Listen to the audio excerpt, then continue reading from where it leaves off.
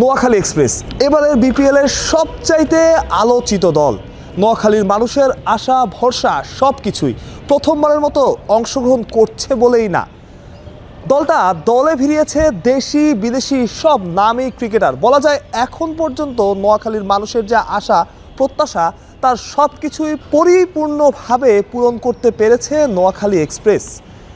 Brand ambassador হিসেবে নেওয়া হয়েছে পলাশকে, যিনি নোয়াখালীকে রিপ্রেজেন্ট করবেন। গতকালই সেটা নিশ্চিত হয়েছে।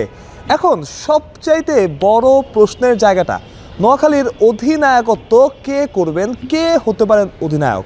মোহাম্মদ নবী, সেটা সম্ভাবনা একদম নাই বললেই চলে, কারণ নবী IL T20 শেষ করে তারপরে নোয়াখালী এক্সপ্রেসে যোগ দেবেন। তার দল যদি প্রথম রাউন্ডে বাদ পড়ে যায়, অর্থাৎ সুপার 4-এ কোয়ালিফাই করতে না পারে, সেক্ষেত্রে একটু আগে আসবেন, হয়তো 30 তারিখের পরই চলে আসবেন। কিন্তু সুপার 4-এ যদি কোয়ালিফাই করে নিশ্চিত করে তিনি সেই কোয়ালিফায়ারটা খেলেই আসবেন, অর্থাৎ 4 তারিখে তাদের ফাইনাল, আমি যদি ভুল না করে থাকি 4-5 তারিখের দিকে সেটা খেলেই আসবেন। অর্থাৎ ততদিনে বিপিএলের প্রথম ফেজ শেষ হয়ে যাবে। নবী তো এসে আর অধিনায়কত্ব করবেন না। তবে কে হতে পারেন অধিনায়ক? জাকের আলী অনিক, তিনি বাংলাদেশ দলের ক্যাপ্টেন্সি করেছেন, তবে অনিককে ভারমুক্ত রাখা হতে পারে। অর্থাৎ জাতীয় দলের ক্যাপ্টেন্সি করলেও, ভাইস ক্যাপ্টেন থাকলেও একাধিক সিরিজে অনিক হয়তোবা নোয়াখালীর ক্যাপ্টেন্সিটা পাচ্ছেন না বা তাকে দেওয়া হবে না, তবে সহ অধিনায়কের দায়িত্ব তাকে দেওয়া হতে পারে। তাহলে ক্যাপ্টেন্সি কে করবেন?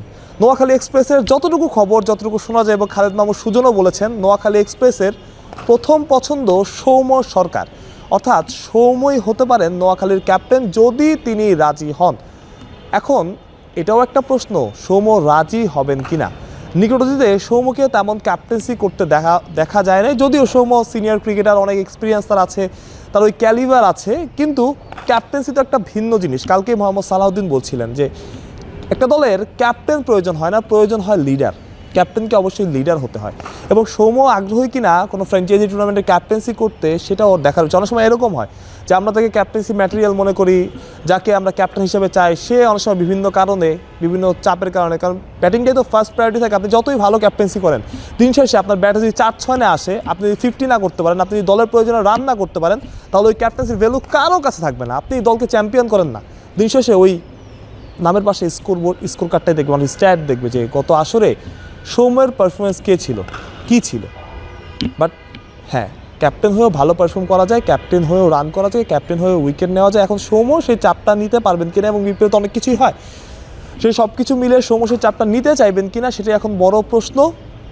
তবে সৌম্য হোক কিংবা জাকের হোক, আমার কাছে মনে হয় এমন কাউকেই ক্যাপ্টেন হিসেবে দলটা নেবে বা ক্যাপ্টেন হিসেবে দলটা কাজে লাগাবে, যেটা দলের জন্য বেনিফিটেড হবে দল যেই জায়গাটা থেকে।